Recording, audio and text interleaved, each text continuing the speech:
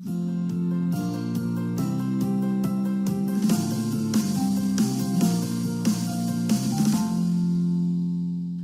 to another episode of We Don't Die, where my goal is to give you evidence that although our bodies will disappear, we survive physical death. I'm your host, Sandra Champlain, author of the book, We Don't Die, A Skeptic's Discovery of Life After Death. Today, I have a really neat guy I want to introduce to you. His name is Miles Edward Allen. He's the author of many books on our favorite subject, including The Survival Files, the most convincing evidence yet compiled for the survival of your soul, and The Afterlife Confirmed, even more convincing evidence from the survival files. He's the president of ACES and the creator of the evidence scoring system. There's so much more to this great man, so I'd like to give a warm welcome to Mr. Miles Edward Allen. Miles, welcome to We Don't Die Radio. Well, thank you for having me, Sandra. Oh, it is my sincere pleasure. I'm very excited when I started looking you up on the internet and really looking at some of your books. And how in the world did you ever get into this? I know somewhere in your bio mentions you weren't even interested in this kind of thing until you read a book in college. Tell us a little bit about you, how you... Yeah, I was pretty much a secular materialist, agnostic, hedonist, whatever popular term there was. Wow, that says a lot. So not into this, pretty much, right? And I came across a book, I think in the college bookstore, called How to Make ESP Work for You. Wow, okay. By Harold Sherman, who I'd never heard of at the time. But so I thought this would be a good, fun time. I could go have a good joke. I can read this, and it'll be fun poking holes in it. Yeah, a little entertainment purpose, and yeah. I'm a very left-brain person, very logical, all that kind of thing. So I took it home and I read it. And when I finished it, I said to myself, this guy is either the greatest liar on earth, or there's something to this stuff. So I read it some more, and I started reading more, and it's just a period of an accretion over decades of reading lots of different books, studying and talking to people and documents, probably 400 or 500 books and several thousand documents later. Wow. I am now, I won't say I'm a believer, because people ask me if I believe, why do I believe? I say I don't believe. I don't believe in this stuff. I have looked at it carefully. I've considered the facts. I have researched it. I have come to the logical conclusion that it is true. I know it is true. It's not a question of belief. Belief is what you do when you don't have the facts to back you up. I've got the facts to back me up. You just brought a huge smile to my face and goosebumps to my skin. It's well, you know, it's interesting. I guess that's a good thing. Yeah, it's a great thing. Yeah, you know, all of us, or most of us anyways, when we're old enough, have somebody we've lost, and, you know, grief's a big part of it, and we've all been trained to have faith, well, a lot of us from religious backgrounds, but sometimes faith just isn't good enough, and so to hear like a knowing from you that it's like you have the evidence, it's like I want to know more. So because you know your story better than we do, what would you like to share with us about some of this evidence and maybe some of the first things? I don't know. I don't even know what to ask you, but tell us more of your story. Well, I don't want to go into any long speeches, but yeah, well, if they move us, go for it. Things really got moving. I was working for the government. I was a director of a division in the Environmental Protection Agency. I had a guy working for me who was had several doctorates. He was a Mensa graduate. He was very much the outspoken atheist type. I got to some discussions with him. I went and looked in some of my books back then, and this was back in the 70s. I looked at, I put together a series of things I cut and pasted, Xeroxed and pasted. I mean, really cut and pasted. This was before computers, really. I gave this to him to read. This was my evidence.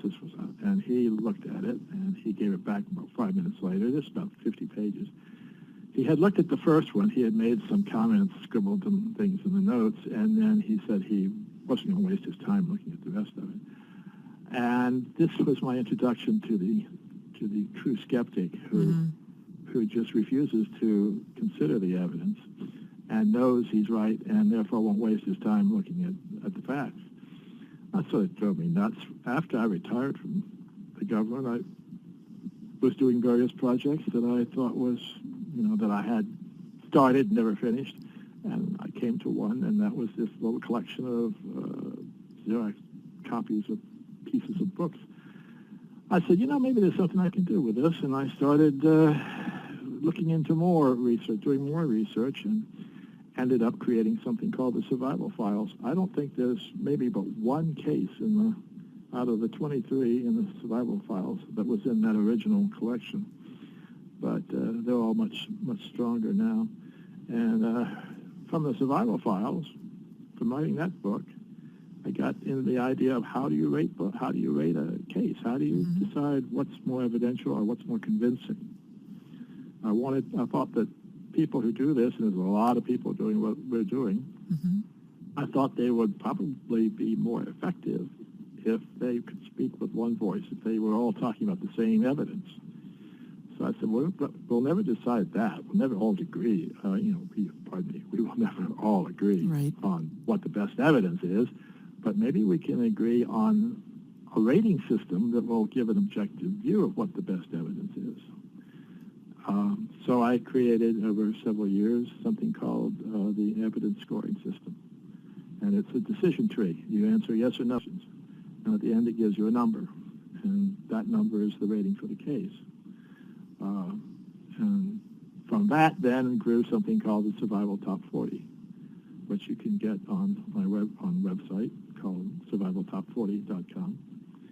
And that's pretty much where I am today. Awesome. But I'm dying to know, and I know everything is in the websites and in your books, but can you give out some of the evidence that you have, just maybe some of the stories? Oh, okay. Well, I have it divided now into the 20 top reincarnation cases and the 20 top spirit contact cases. And I divided it up that way because it's hard to compare one to the other. Yes. The reincarnation cases, I think right now the number one on the list is the James Leininger case, which was a 2-year-old boy started screaming, having nightmares at night. I don't know if you've discussed this on your show before. I have not. Okay. 2-year-old boy starts having nightmares, screaming.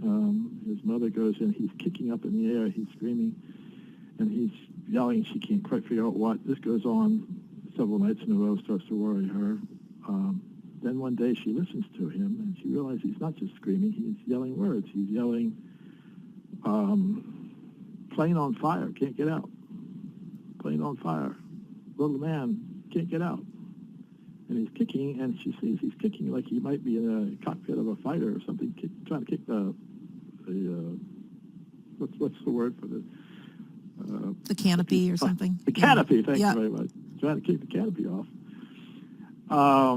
So this goes on for some time, and ultimately what happens was that the father heard this, and they started wondering, and they were told not to interfere, not to wake him up. But one day he's getting ready for bed, and he looks at his mother while he's sitting in her lap, and he says, "Oh, Mommy, plane on fire, little man can't get out." So she goes, she gets her husband, and they figure they can ask him, what's the little man's name? Well, his name is James. Well, that's his name. Where'd the plane from? Boat.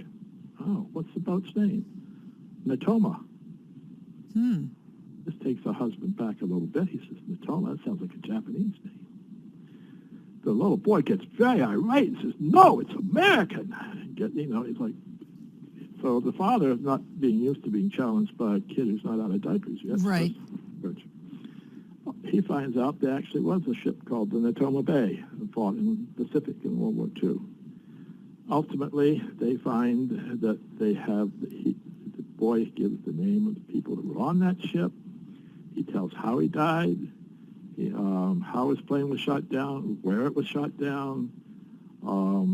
And all of this is, the husband confirms it. He's trying to disprove it because he's very much a Christian. He does not believe in reincarnation. This challenges his beliefs totally. Sure.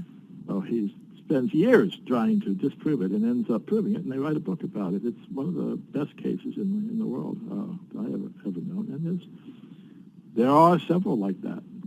There are several with young kids who start saying things that just they could not possibly know. And for various reasons, it's a long book, and I've got a 5 or 6 page document on the website that is a summary of that book, so I can't really convince anybody or cover it very well.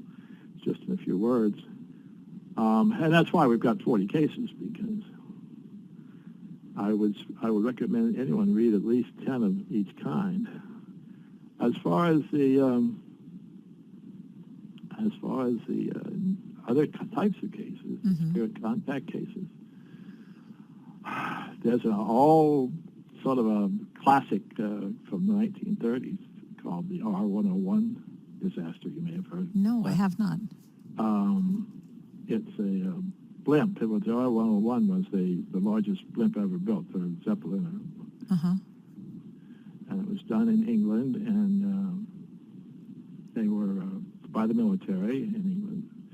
They had its maiden test flight, and they rushed it. They rushed it because they shouldn't. The politicians wanted it out there, and whatever. Anyway, Right. It ran into some heavy storms in France. It went down. Propeller caught, jammed in the earth, twisted the engine around so that it was sparking on the hydrogen. It blew up. Okay. 54 people, I think, were on it. 46 of them died immediately. 2 more died later in the hospital. 2 days after that, there was a seance being held at one of the laboratories, research laboratories, and Eileen Garrett was the medium. She was supposed to be. They wanted her to contact the spirit of Arthur Conan Doyle, which is Sherlock Holmes. There was a newspaper reporter there who was expecting to hear from Doyle and wanted to ask him questions. But instead, they get this guy named Irwin, who turned out to be the captain of the R101. Wow. And he starts talking about the disaster, why it happened, where they were, who they had passed over immediately previously, used all sorts of these technical terms, talked about the buildings, uplands, and things that no one at the seance had ever heard of. Ended up actually, the reporter put it around the world. It was in the newspapers all over the place. The committee that was investigating the crash actually studied the transcript very carefully and actually went back and had more seances with Eileen Garrett to talk to this captain to find out what happened with this airship. It's a classic. It rates 285 on my list, which is shares first place with the case of the chess game. What's the chess game? I know, you know your stories better, and I just, when we're done, I'm going to go right to your website, the Survival Top 40, and start looking. The chess game was a game between two chess masters. They both were ranked 3rd in the world at one time.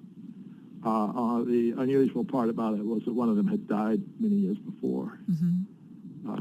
There was a man who was working with a medium, and he liked to play chess. He liked to play chess. The medium didn't know how to play chess. Okay. Someone suggested to him that, well, hey, maybe we could find somebody who would be willing to play. If we can get a hold of a grandmaster in the spirit world, and find one here who's willing to play it. I probably would get the name mixed up. That's okay. Go ahead. No, I'm just thinking that's incredible, because it's even picturing that this happened. So they found a Victor Korchnoi, I believe his name was, who had at one time been rated 3rd. Was rated 3rd in the world at that time. Who agreed to to try this, and which is amazing enough in itself that he Mm-hmm. would risk his reputation by saying he'd play a tournament against a ghost. But so then they went and they had the medium ask the spirits to see if they could find someone, and they did. They found a guy named Marazzi, who had been, oh goodness, I'm going to get this mixed up. I think he was, I don't know. Anyway, they found a guy named Marazzi, a spirit of a guy named Marazzi, who had been, in the 1920s, third-rated in the world. Wow. And they commenced a game. The game took 8 years. The one player would move, and then they would give that move to the medium, and they would write it down, and then he would do his thing and come back, write down another move. And because they were both had other things to do, the living master was still playing and still moving around the world, so he didn't get to it every now and then. Mm-hmm. But this has been on television. They I think some 6 years into it, they had a thing on television where they were still playing, and they finally met each other, or at least the medium met the living grandmaster. And ultimately, the living grandmaster won. In the process, though, they asked the medium to come up with information about this deceased grandmaster. He came up in one afternoon with like 93 pages or something of data, which then they went and checked out. They hired some historian to go look in the libraries all over the world and check it out. Turned out he was right about virtually everything. So it's also an extremely highly rated case. It goes on and on. As I say, you get a feeling after a while. You read about 10 or 20 of them, and you think the skeptics are really silly, because every time you listen to a skeptic talk or on these skeptical websites, they always pick out some weak point, make a big fuss about it, and then ignore the rest of the evidence. Definitely. I have no doubt, even myself and yourself starting out as a skeptic, it's so easy to just laugh off things or can't be possible. But like you said in the beginning, people aren't even willing to open their mind to the possibility. I would have never thought years ago that the internet could be what it is. This place in the cloud, or that we could have the cell phone technology we have.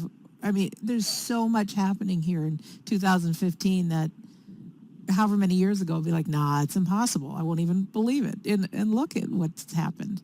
Oh, yeah. There was a point in my career when there was only like about 6, 7 computers in the office, of maybe 80 people.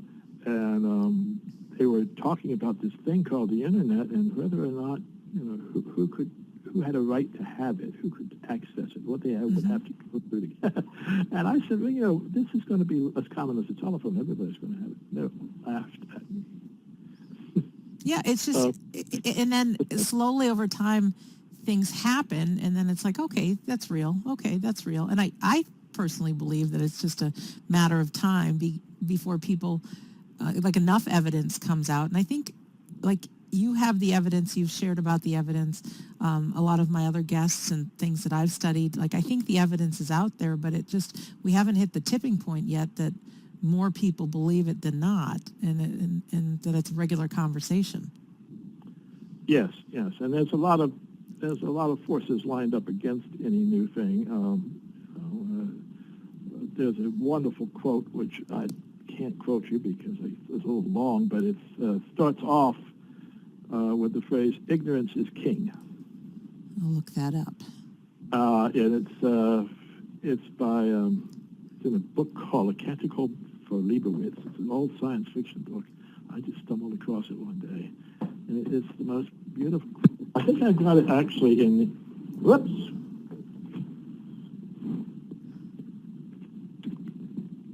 Did you drop the phone? Oh, there's a glitch. Yeah, I pulled the wire out of my phone. That's Sorry. okay. We're still with you. William Miller is the guy who wrote it, and his quote is,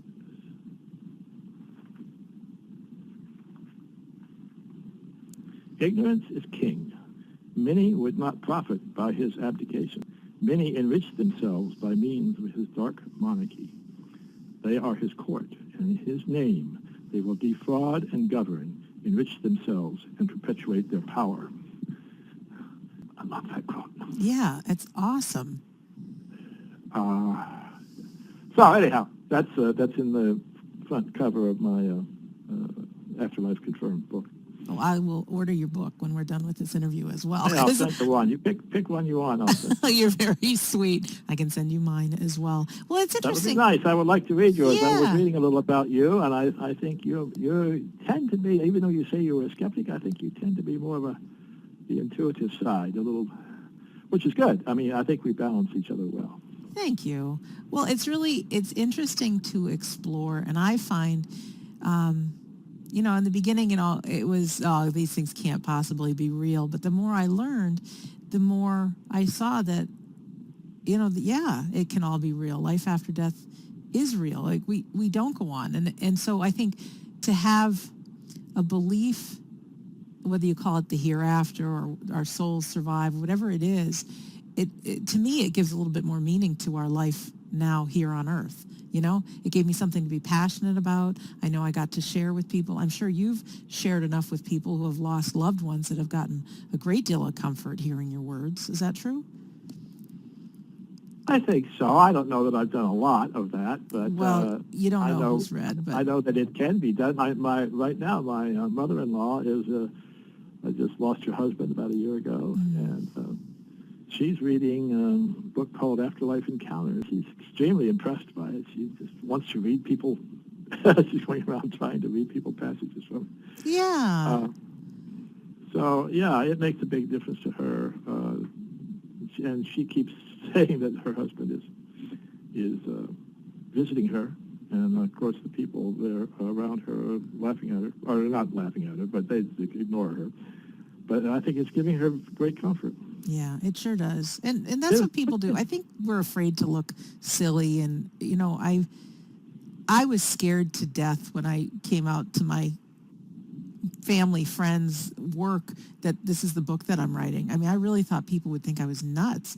But the more I shared, people would secretly say, Sandra, I've got this story to tell you, or I've had this experience, or I've had that experience. And I must have met 6 people that had had near-death experiences that didn't tell anybody because they were too afraid of what people would think. So I think there's a whole bunch of people that are just, they believe, but it might not be okay to be verbal about it. They might have fear. Now, what could be more important? To me, if you think, what can I do in my life? What could be more important than convincing people of the truth that they do live on, and that the conditions under which they will live on are dependent upon what they do now? Can you talk more about that? What you mean by that? Well, years ago, they had a terminology a lot of people used called the morals. It basically was a way of saying who you are will influence where you go, because where you go is not a single place. There is a multiplicity of hereafters, and probably a progress from one to another. So that if you want a nice, comfortable, pleasant experience after you die, it behooves you to pay attention to what you're doing now, because everything that you do now will be carried over in some way. Every person that you injure, you are going to have to face that injury, and you are going to have to experience it from their point of view before you can move on. That's what they tell us. I've heard that time and time again. And so the key, of course, is, it's been said before, love your neighbor. I mean, that's what it's all about, because we are indeed all parts of some larger consciousness. If you want to call it God, you may, or not. But we're like little nodes in a gigantic computer network, and everything is hooked to each other. I want to ask a question, and I don't know exactly how to form it into words, but the people like the chess player and the scientists and that can be contacted through the medium, are they still living their lives of science and playing chess, and our personality lives on, that they're able to connect? Yeah. The human personality and the human memory survives the demise of the physical body. For one reason is because you have lots of bodies. What do you mean? There is, it's like the Russian dolls where Yep. you put up one and there's another one inside. You open up that, there's another one inside. Well, we're sort of like that. The outer one is our physical body, or it's a filter. It's a way of dealing with the material world. Inside that is something called an astral body. It's a duplicate of the physical body because it grows up with it when you're born. Inside that there's others. You call them mental, spiritual, causal. I don't know. Mm-hmm. It's speculation is exactly what. But the point is, you die several times when you're a physical body. When your physical body dies, your astral body continues to exist in the astral world, which is right around us. It's the same place we are now, really. I mean, it's just, it's in the same space. It's not the same place, if you may. Right. Anyway, your astral body then functions, or maybe, depending upon what kind of life you live, you may go back and live another one, or another physical body, whatever. But at some point, hopefully you move on. And when that happens, your astral body dies and disintegrates, and your spirit body moves on to the next level. And this process of, you might use the word merge with the Godhead. I mean, they've been talking about that for a long time. Or you might simply say that you get a more direct connection to the mainframe. Whatever it is, there's an ultimate there's a beginning and an end, but the individuality, the personality, never actually ends because it simply becomes part of the whole. It's not a question of you losing your personality as yourself. It's the question. Oh, that's pretty big. And it's interesting, too, because I'm thinking about, I just had a view of my dad in my mind, that he's still flying airplanes and still loving all the things that he loved to do. That's, yes, quite possible. In the astral, in what it's called Summerland, most popularly. Summerland? Summerland. That was the term that the spiritualists came up with, and I like it.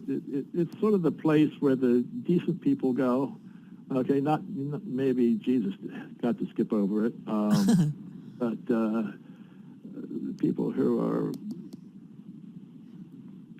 have generally had a kind and decent life, right, will find themselves in a place called Summerland, and it's a world that's a little more mental than ours, but it still seems very physical and very real to them. And they play games, they have sports, they drive cars if they want to, they live in houses.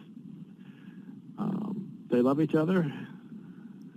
They travel around. It's a great life. Think about it. If you actually are infinite, or at least as far as our little minds can tell, it goes on for a very long time, then this physical world is a very, very brief moment in your total life. Right. Which, by the way, is one reason that I'm not adverse to physical things. I think we're here to enjoy the physical world. Right. Because, I'll have plenty of time to be spiritual. I'm dead. But that doesn't mean that you can be nasty. You have it when you're dead. No, I'm all for loving. And I do think, I took a walk around this springtime and into summer, and some of the flowers and the weird bugs that we have around and beautiful sounds of birds chirping. I mean, there's such a beautiful, painting called Earth that we live in. And it's like, this has got to be modeled after something else. I can't believe that this is all just by chance, because some things are so unique and so special and beautiful, and so I like the thought that there's heaven on earth, and that when we get to heaven or Summerland, that it has reflections of earth. Yeah, and if you want to, any deeper, we could talk for the next 7 weeks about it. But because if I may plug a book, You can plug it, sure.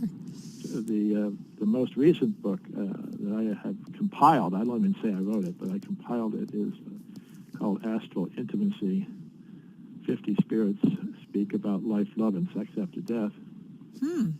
The sex after death part was there for 2 reasons. First of all, because I did find some information on the subject, and I have it in the book, which is not common. And secondly, I thought it might sell a little better that way, but Yeah, sex sells. Yeah, that's what I've been told. So, but it's a fairly several, I don't know, well over 1,000 quotes, 50 different sources, hundreds of categories. So if you want to know if your pets survive, or if the bear that walked through your yard survives, or the cockroach survives, or whatever, you can find that. You look it up in this book. And it's gotten some really wonderful reviews. So I just thought if people are really interested in a multiplicity of views about a multifaceted place, there are probably several hundred books out right now that are written by a person who had an experience, or who has a contact, maybe a mother whose son died, or whatever.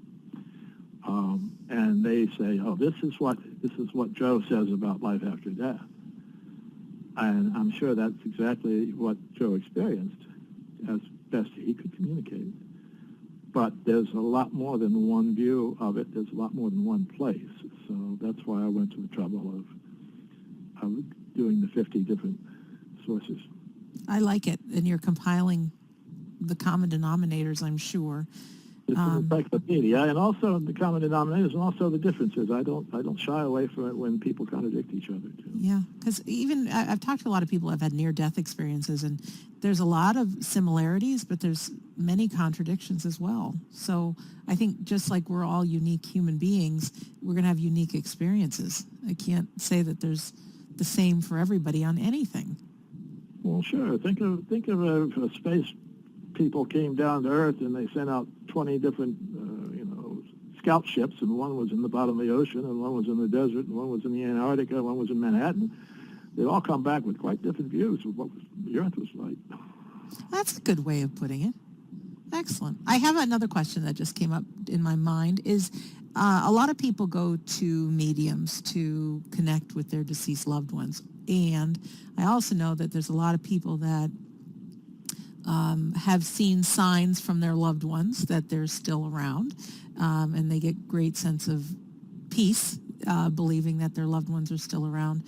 But I've spoken to, one man comes to mind that I met this past year, and his dad had died 2 years ago, and he's not been able to make any contact with his dad. And so do you have any ideas as to if it's easier for some to communicate that are in the hereafter than others, if people could have progressed somewhere else that they're not in communication, if people were just quiet by nature as a human being, they might not be so easy to hear? But any advice for those that really desperately want to get a sign that their loved one is still around but yet haven't heard anything? Yes. Sorry. You're a funny man. Yeah. I don't mind. I have much to learn.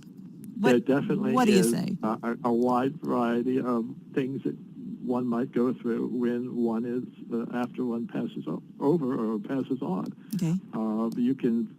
Some people sleep for 30 or 40 years, and, essentially, and before they're ready to deal with the next life. A lot of it depends upon what they thought and what they were expecting. If this man expected to be dead and didn't believe in a life after death, there's a lot of people who just refuse to accept it, even though they're dead, even though they have passed on. But they're sort of awake, but they think they're dreaming. Yeah, that's interesting. I haven't heard that before. That makes a ton of sense. So there's so many different approaches, so many different kinds of experience that they might have. Also, what you need to realize is you talk about we go to mediums. Uh-huh. They have to go to mediums because it's not a very natural thing. The spirit world wants to talk to you or I. It's not just we talk to the medium, we talk to the spirit. We talk to the medium who's talking to a spirit medium who's talking to the spirit. Interesting. So it's not easy, and it's not intended to be easy, I don't think. You know, I mean, we don't want, do you really want Great Uncle Harry coming in and talking to you all the time, giving you advice along with all the rest of the people that are bugging you? I think the separation is, generally speaking, a good one. That's funny. Oh, what else should I ask you about, my friend? Oh, goodness me. Well, let's see. The first two books I wrote were basically compilations of evidence, and that led to this Top 40 thing, which is free. Mm-hmm. You can read all of the evidence on the website. There's no charge for that. SurvivalTop40.com. Yes, and Yep. then I wrote one called Defending Bridie's Honor, which I don't know if to me that name was obvious, but I guess I found out a lot of people don't know who Bridie Murphy was. No. But Bridie Murphy was in the 1950s the household word because she was the person who supposedly proved that there was reincarnation. Oh. The guy did a book called The Search for Bridie Murphy. He was an amateur hypnotist, and he had come across this woman who he hypnotized for some reason in terms of this Irish girl from several hundred years ago, and they wrote a book. Anyhow, so this book is called, my book is called Defending Bridie's Honor, The Reality of Reincarnation. It was written to counter a couple of books that had been written about why reincarnation is not true. So if anybody's into the argumentative side of reincarnation, that would be a book for them. Excellent. Other than that, I don't know. I like games. I've written a game book. I've written a Christmas trivia book. And you own a greeting card company. No. Well, yeah, technically. Technically, go ahead. To your own internet for a thing. I minute. sell a few now and then. You know. Yeah. Funoccasions.com. And for our listener on WeDon'tDieRadio.com, I'll have Miles's. He's episode number 52, and just beneath the episode, I'll have all the links to the things that we've talked about. And I even had seen a video on the boy you were talking about with the reincarnation story, the one that was the pilot. Oh, yes. He's been on Sightings or Unexplained Mysteries, one of those. And you could go on the web now, and there's YouTube has several pieces of his parents being interviewed. And there's another boy, the same, very similar story. A young boy that was talking not about a war, but about living on an island off the coast of Britain called Barra, B-A-R-A. Anyhow, there's YouTube clips of this also because they actually did a TV show. They actually took him to the island, and from the time he was 2 years old, he insisted that he had another family. That his other mother was prettier than his mother, and he wanted to go back to her. Wow! And it's very convincing. There's a good one about a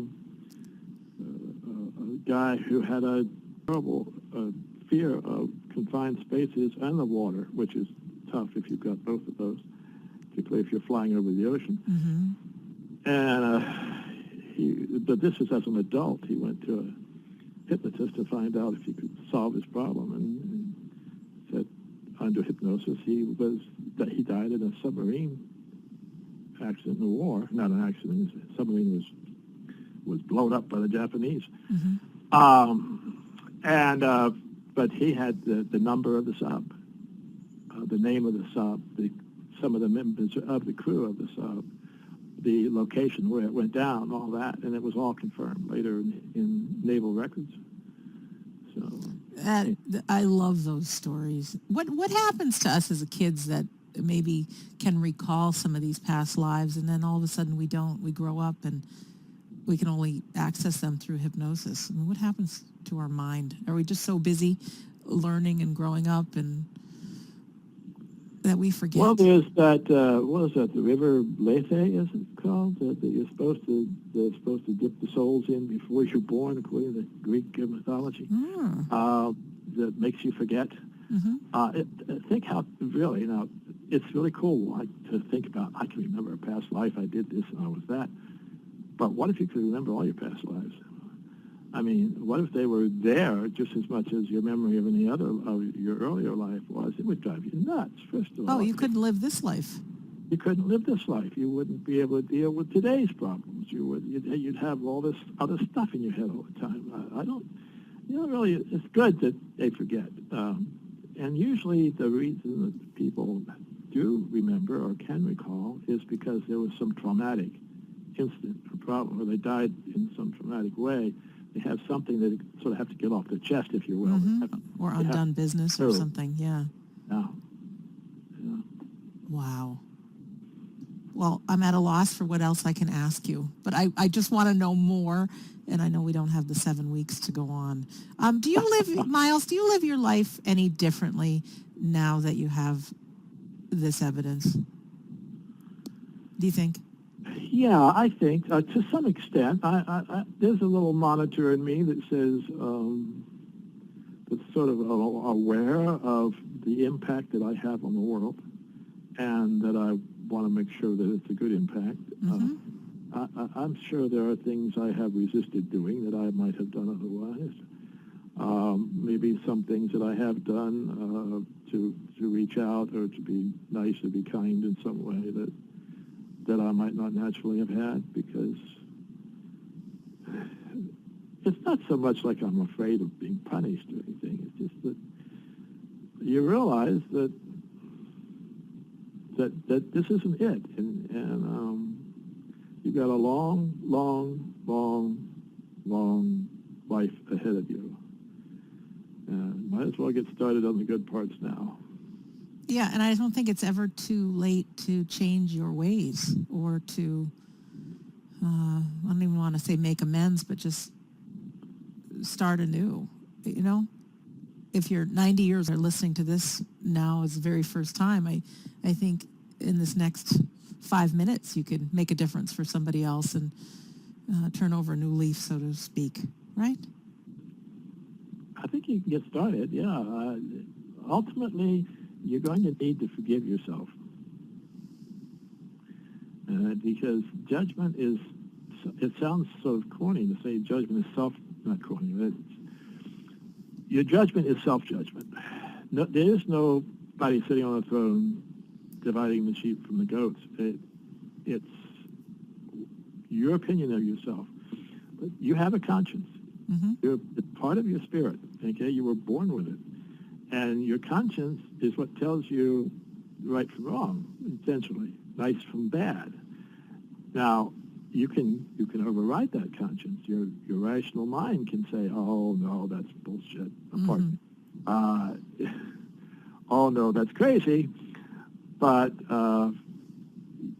it's still there. And when you die, and you lose your physical body, and you're living in your astral body, your conscience has much more power, and you're much more sensitive to it.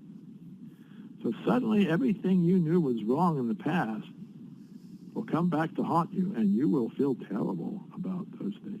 So, I don't know, I sound like I'm preaching now. And I'm sorry. No. It helps, though, because, my life just flashed before my eyes, and some of the things I did maybe when I was a kid or whatever that may be, I was just kind of seeing that, to a...